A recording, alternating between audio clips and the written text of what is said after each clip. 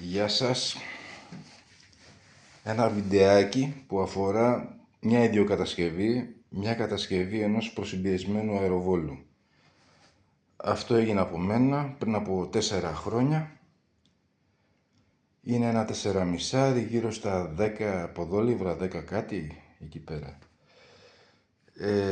Βασίζεται στον μηχανισμό λειτουργίας των Air Force, Talon, Condor κτλ. Αυτό το σχέδιο είναι. Σε ελεύθερη δική μου υλοποίηση, με ό,τι διαστάσεις ήθελα εγώ, με ό,τι είχα διαθέσιμο από υλικά. Αυτό είναι το αεροβόλο. Χρησιμοποιήθηκε μία φιάλη και ένας ρεγουλατόρος. Αρχικά το είχαμε μια φιάλη BSA. Η κάνη που φοράει είναι από ένα κινέζικο ελαττήριο και η χειρολαβή είναι από ένα ελεύθερο αρχείο STL, εκτυπώσιμο δηλαδή. Όλα τα άλλα τα κομμάτια έγιναν από μένα. Δηλαδή, ο κύριος κορμός του όπλου, που είναι μέχρι εδώ,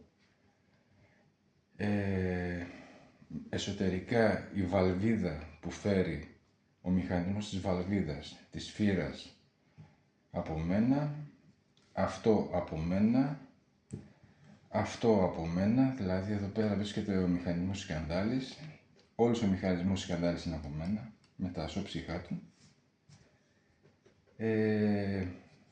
Αυτό εδώ πέρα το forend έγινε από δικό μου σχέδιο, εκτυπώσιμο αρχείο πλέον.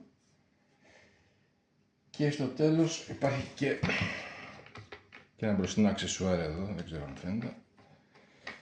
Και στο τέλος έγινε και ένα βάψιμο παραλλαγής, όπως μου άρεσε. Την ίδια παραλλαγή έχει και το σκοπευτικό, αλλά το έχω τώρα σε μια άλλη θέση που δεν μπορώ να το προβάλλω. Λοιπόν, και λειτουργεί κανονικά, όπως όλα τα Condor, Talon, SSS κτλ. Οπλίζουμε από εδώ, βάζουμε το σφαιράκι μέσα, κλείνουμε και πυροβολάμε.